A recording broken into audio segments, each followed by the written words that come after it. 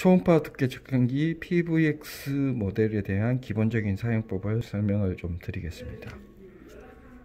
먼저 그리고 전원 버튼을 누르시면 되고요. 각각의 버튼에 대해서는 매뉴얼을 참조를 해 주시면 되겠습니다. 그리고 상단에 요 블럭은 요 나사를 풀게 되면 건전지를 풀 수가 있어서 건전지 삽입을 하시면 되겠습니다. 그리고 하단에는 뭐 데이터 출력을 하실 때 기본 제공해드린 USB 케이블로 데이터를 출력을 하시면 되겠습니다. 그리고 센서를 체결을 하시고, 체결을 해제를 하실 때는 텐션된 부분을 조심스럽게 뽑아 주시면 되겠습니다.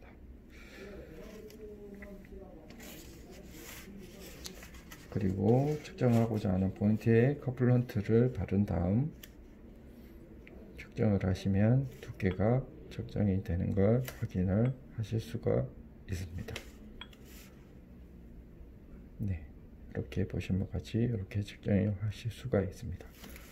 근데 만약 내가 두께 측정하고자 하는 측정물의 두께가 조금 다르게 측정이 된다 그러면 두께 보정 엄속 값을 입력을 해 주어야 됩니다. 하는 방법은 칼에 보시면 매터리얼에서 가장 유사한 재질을 선택을 해서 그 재질을 측정을 하시든 아니면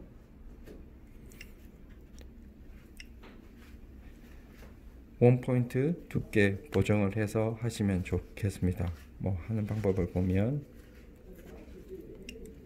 먼저 측정을 하신 다음에 내가 알고 있는 두께는 11mm인데 10mm가 측정이 된다. 그럴 경우에는 메뉴 버튼 들어가서 원 캘리브레이션 한번 측정을 하셔야 됩니다. 사전에. 그리고 내가 알고 있는 두께값 11mm라고 알고 있다라고 하면 11mm라고 입력을 한 다음에 OK를 하시면 보시면 음속 값이 조금 바뀌어 있는 걸 확인하실 수가 있을 겁니다. 그리고 측정할 때는 비주얼 버튼 눌러서 측정을 하시게 되면 11mm라고 측정이 되는 것을 확인하실 수가 있습니다. 어떻든 이렇게 교정은 이렇게 어떤 내가 측정하고자 하는 재질이 바뀐다라고 하면 요 보정 작업을 정확하게 해 주셔야 그 재질의 두께 측정이 정확하게 되십니다. 그리고 기본적으로 팁이 두 가지가 제공이 되는데 기본 팁, 조금 더 긴 장팁이 제공이 됩니다. 기본 팁으로는 스틸 기준으로 해서 한 20mm 이하 측정이 된다고 보시면 되고, 장팁을 끼웠을 때는 최대 25mm 스틸 기준으로 해서 25mm까지 측정이 되십니다. 그리고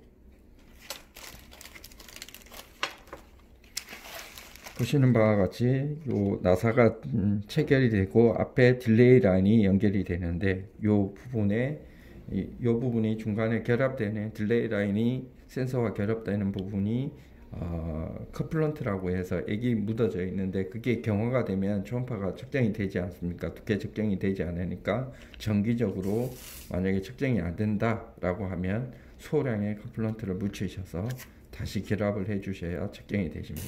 어쨌든 이 부분을 주의를 해서 해 주시면 되겠습니다. 그리고 다음은 프로브가 만약에 펜슬형 프로브를 적용할 수가 있는데요. PVX 모델의 경우 그렇다라고 하면 펜슬형 프로브를 바꿨을 때 측정하는 방법을 또 설명을 드리겠습니다. 펜슬형 프로브를 교체를 했다라고 했을 때는 메뉴 버튼 들어가서 PRB 메뉴에서 타입에서 3번 선택을 해 주시면 되겠습니다. 그리고 측정 값이 나오는 것들은 무시를 해 주시면 되겠습니다. 그리고 어떻든 측정물이 있다라고 하면 똑같이 커플런트를 바르신 다음에 정확하게 수직으로 접촉을 하시면 두께가 측정이 되는 것을 확인하실 수가 있습니다. 어떻든 요거는 수직으로 커플런트를 잘 접촉을 하셔야 두께값이 요 그래프 보시는 것과 같이 측정값이 측정이 되는 것들을 확인하실 수가 있습니다. 그리고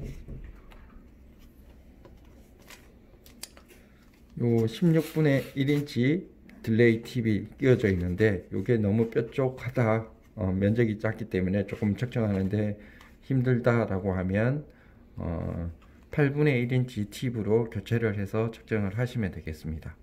어떻든 이렇게 해서 두께를 측정을 하시면 되고, 측정물에 따라서 적당한 센서를 선정을 하시고 정확한 두께 보정을 해서 측정을 하시면 정확한 두께를 측정하실 수가 있습니다. 네, 이상입니다.